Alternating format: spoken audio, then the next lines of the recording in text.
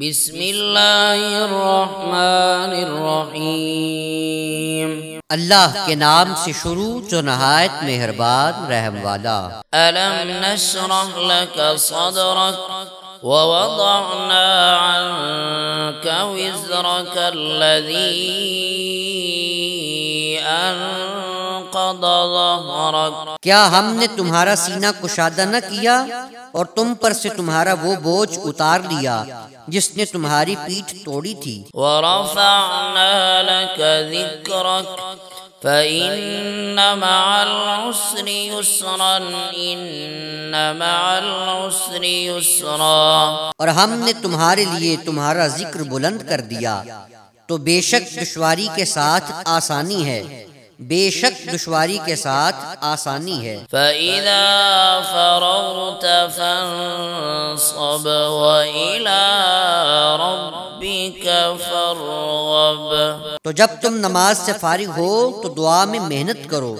اور اپنے رب ہی کی طرف رغبت کرو۔ بسم اللہ الرحمن الرحیم، نحمدہ ونصلی ونسلم علی رسولہ الکریم، اما بعد فاعوذ باللہ من الشیطان الرجیم، بسم اللہ الرحمن الرحیم۔ الم نشرح لك صدرك ووضعنا عنك وزرك، صدق اللہ مولانا العظیم وبلغنا رسولہ النبی الکریم الامین۔ سامعین محترم، آپ نے سورہ انشراح کی تلاوت اور ترجمہ سماعت کیا۔ سورہ انشراح قرآن کریم کے پارہ نمبر 30 میں موجود ہے۔ ترتیب مصحف کے اعتبار سے 94 نمبر پر موجود ہے۔ سورہ انشراح 1 رکوع 8 آیات پر مشتمل ہے۔ سورہ انشراح کے اندر 27 کلمات اور 103 حروف موجود ہیں۔ زمانہ نزول کے اعتبار سے یہ مبارک صورت نبی علیہ الصلوۃ والسلام پر مبارک مکی عہد میں نازل ہوئی۔ جہاں تک سورہ انشراح کے مضامین کا تعلق ہے تو سامعین محترم، بار نبوت اٹھانا کوئی آسان کام نہ تھا کہ جس کے اٹھانے سے پہاڑوں نے بھی اپنی معذوری ظاہر کر دی تھی کہ ایسے عالم میں کہ جب نبی کریم رؤوف الرحیم صلی اللہ علیہ وسلم نے مکہ میں اعلان نبوت فرمایا تو اپنے اور پرائے سب دشمن ہو گئے۔ نبی کریم صلی اللہ علیہ وسلم نے جب دعوت کا آغاز کیا تو ہر طرف نفرت تھی، ہر کسی نے بغض اور حسد سے دیکھنا شروع کیا، ہر کسی کے اندر انتقام کی آگ سلگنے لگی۔ تو سامعین محترم، ان ناموافق حالات کے اندر اگر نبی کریم صلی اللہ علیہ وسلم کو کسی بات سے تسلی ہو سکتی تھی، تشفی ہو سکتی تھی، آپ کی کریم ذات کو کوئی سہارا دے سکتا تھا تو وہ یقیناً اللہ تبارک و تعالیٰ کا پیغام ہی ہو سکتا تھا۔ تو ایسے ناموافق حالات میں جبریل امین بارگاہ رسالت میں حاضر ہوئے اور یہ صورت اپنے ملکوتی اور نورانی ہونٹوں سے تلاوت کی، نبی کریم رؤوف الرحیم صلی اللہ علیہ وسلم کو پڑھ کے سنائی۔ ہر آیت کے اندر اللہ تبارک و تعالیٰ نے ایک عظیم احسان کا مجدہ سنایا۔ ہر آیت میں دلجوئی اور بندہ نوازی اپنے جوبن پر ہے، جس سے اپنے اور پرائے آنکھیں پھیر لیں، رشتے توڑ لیں، جس کی شمع حیات کو بجھانے کے لیے اپنے اور پرائے مل کر گٹھ جوڑ کر لیں، تو اللہ تبارک و تعالیٰ نے اس محبوب کریم کو اس بات کی بشارت دی کہ وَرَفَعْنَا لَكَ ذِكْرَكَ، کہ حبیب ہم آپ کا ذکر آپ کی رضا کے لیے بلند کریں گے۔ اے حبیب، ہم نے آپ کے ذکر کو بلند کر دیا ہے، عرب کے ریگزاروں میں نہیں بلکہ دنیا کے کونے کونے میں، شرق سے غرب تک، بلکہ فراز عرش پر بھی حبیب تیرے ذکر پاک سے بہار کا سما ہوگا۔ جہاں جہاں پر میرا ذکر ہوگا اے حبیب وہاں وہاں پر تیرا ذکر ہوگا۔ اللہ تبارک و تعالیٰ نے نبی کریم رؤوف الرحیم صلی اللہ علیہ وسلم کا ذکر اپنے ذکر کے ساتھ کلمے میں رکھ دیا۔ اللہ تبارک و تعالیٰ نے اپنے محبوب کا ذکر اپنے نام کے ساتھ اذان میں رکھ دیا۔ اللہ تبارک و تعالیٰ نے اپنے محبوب کا ذکر اپنے نام کے ساتھ نماز میں رکھ دیا، حتیٰ کہ اللہ تبارک و تعالیٰ نے اپنے حبیب کو بتلا دیا کہ یہ کالی سحر رات ختم ہونے والی ہے، مصائب کی تند و تیز ہوائیں ختم ہونے والی ہیں، وہ دن عنقریب طلوع ہونے والا ہے کہ جب اہل نظر تیری راہ میں پلکیں بچھائیں گے، اہل دل سو جان سے تیری خاک راہ پر قربان جائیں گے۔ اللہ تبارک و تعالیٰ نے سورہ انشراح کا آغاز اس آیت سے فرمایا کہ الم نشرح لک صدرک، کہ کیا ہم نے آپ کی خاطر آپ کا سینہ کشادہ نہیں کر دیا۔ علامہ آلوسی رحمۃ اللہ تعالی علیہ نے اس آیت کا یہ معنی بیان کیا کہ اللہ تبارک و تعالیٰ ارشاد فرماتا ہے کہ حبیب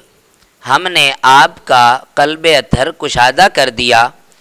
اتنا کشادہ کیا کہ غیب و شہادت کے دونوں جہان اس میں سما گئے، اور آپ کا جو مخلوق خدا کے ساتھ تعلق ہے وہ معرفت الہی میں استغراق سے ہرگز رکاوٹ نہیں ہے۔ علامہ قاضی ثناء اللہ پانی پتی رحمۃ اللہ تعالی علیہ ارشاد فرماتے ہیں کہ الم نشرح لک صدرک کی مراد یہ ہے کہ اس میں علوم و معارف کے سمندر اتار دیے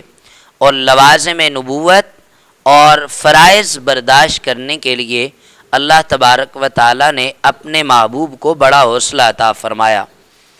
اللہ تبارک و تعالیٰ نے اپنے محبوب کریم صلی اللہ علیہ وسلم کو جو علوم و معارف عطا فرمائے ہیں، امام بوصیری رحمۃ اللہ تعالی علیہ نے ایک شعر کے اندر انہیں خوبصورت پیرائے میں بیان کیا، فَإِنَّ مِن جُودِكَ الدُّنْيَا وَضَرَّتَهَا وَمِنْ عُلُومِكَ عِلْمَ اللَّوْحِ وَالْقَلَمِ، کہ یعنی دنیا اور آخرت دونوں آپ کی جود و کرم کے مظہر ہیں، اور لوح و قلم کا علم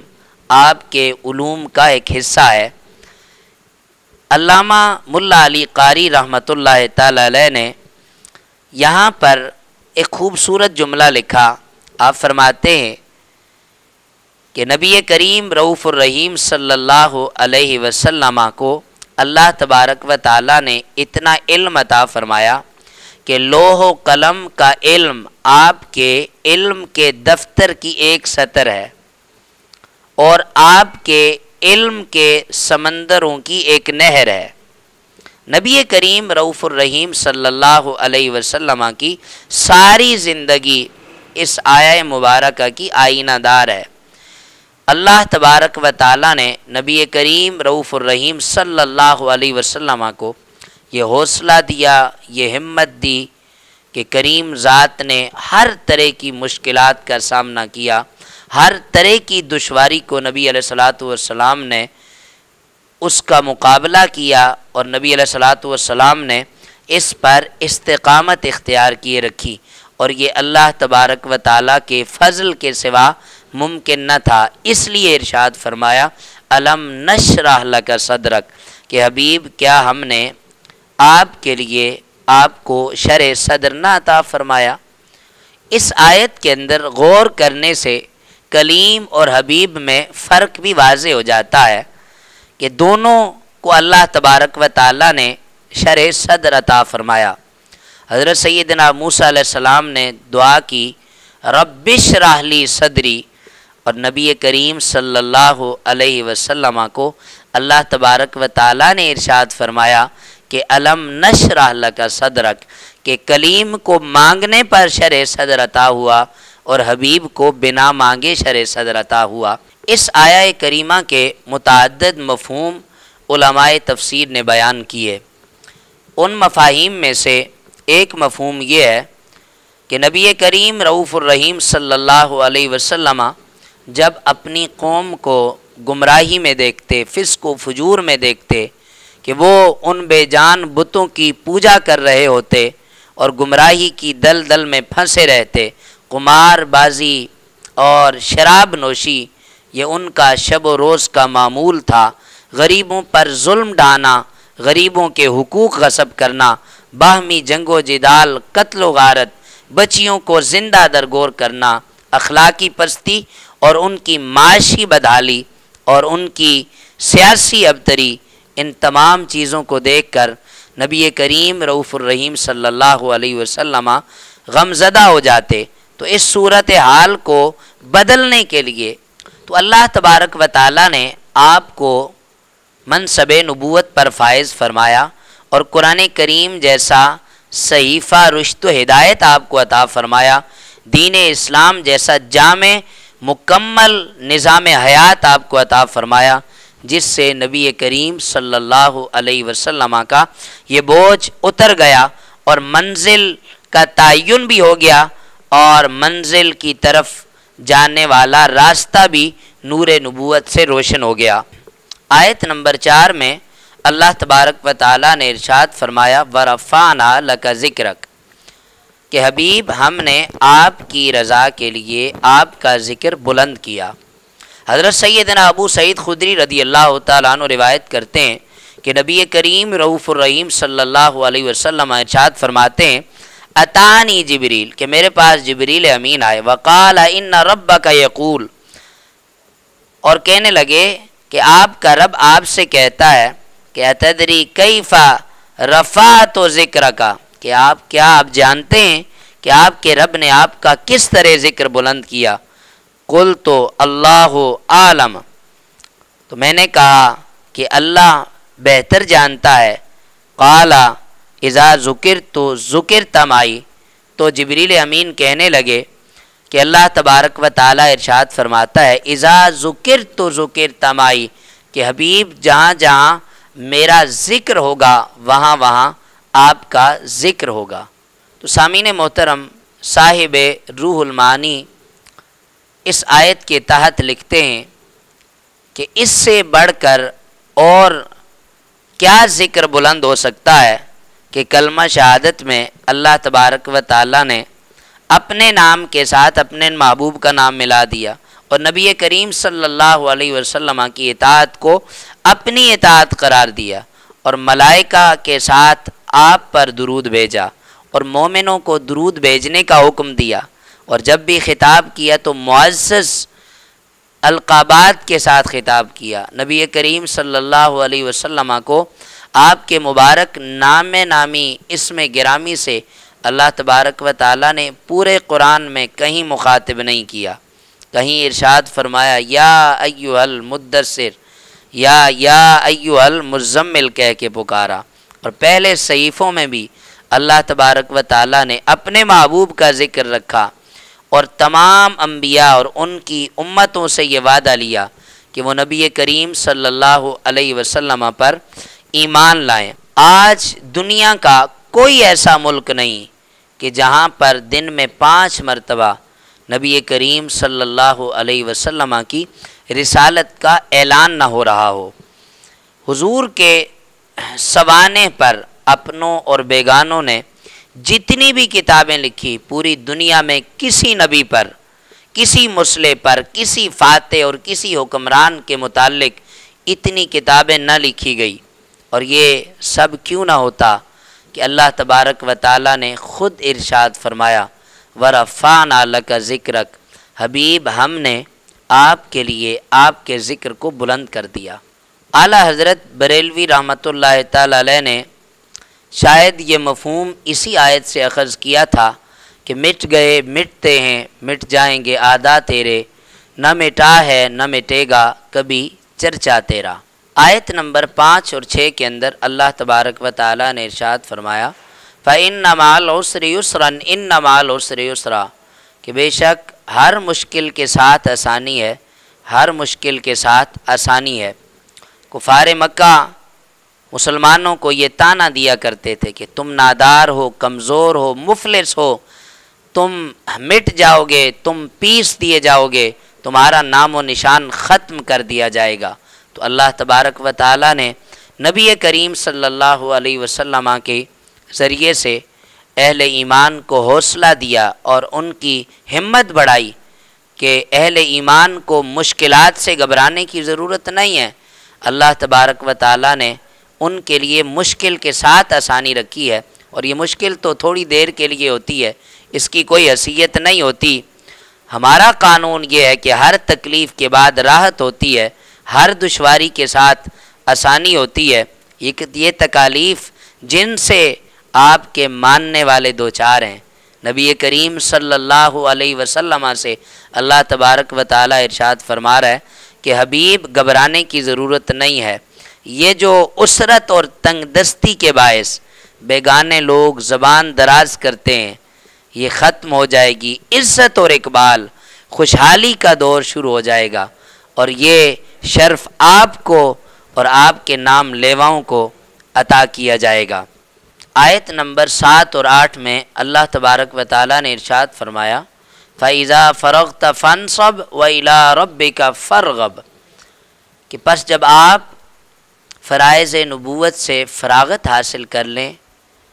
تو حسب معمول ریاضت میں مشغول ہو جائیں اور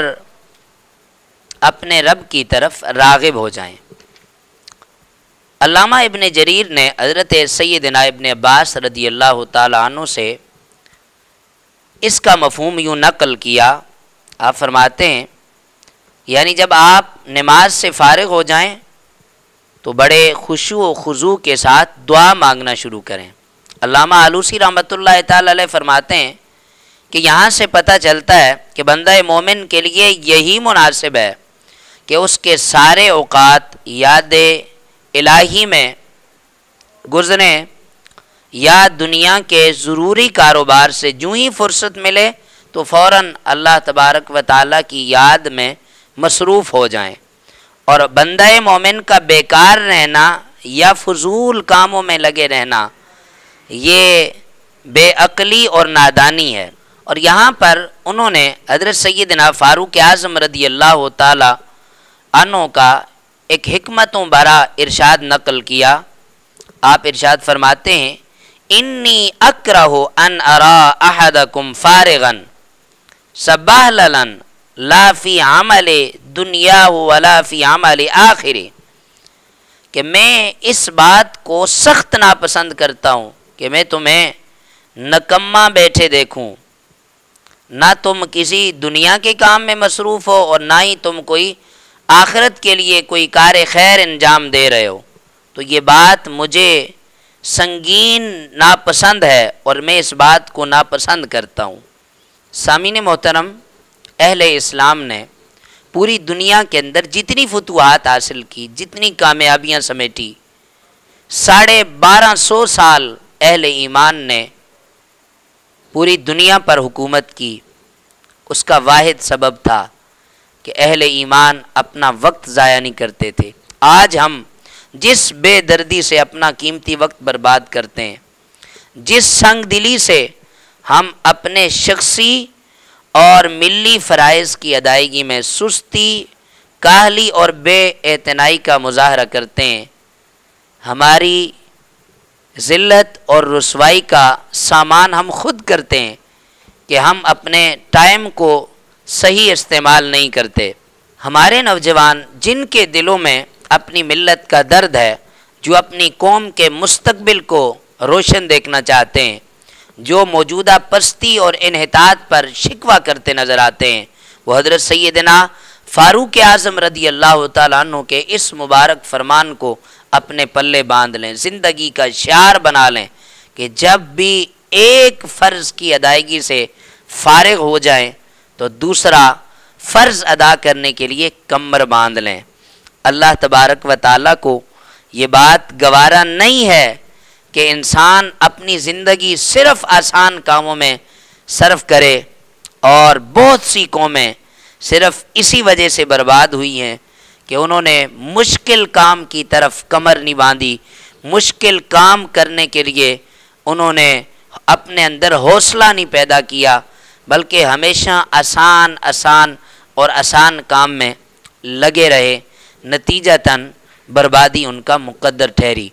تو سامعین محترم، سورہ انشراح کے اندر ہمارے لیے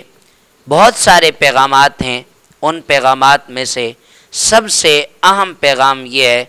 کہ بندہ مومن کی یہ شان ہے کہ جب وہ دنیاوی کام سے فراغت حاصل کرے تو دینی کام میں لگ جائے، اور دینی کام سے فارغ ہو تو دنیاوی کام میں لگ جائے، اور اپنا ایک بھی لمحہ زندگی کا ضائع نہ کرے، اور یہی کامیاب لوگوں کی نشانی ہے۔ وآخر دعوایا ان الحمد للہ رب العالمین۔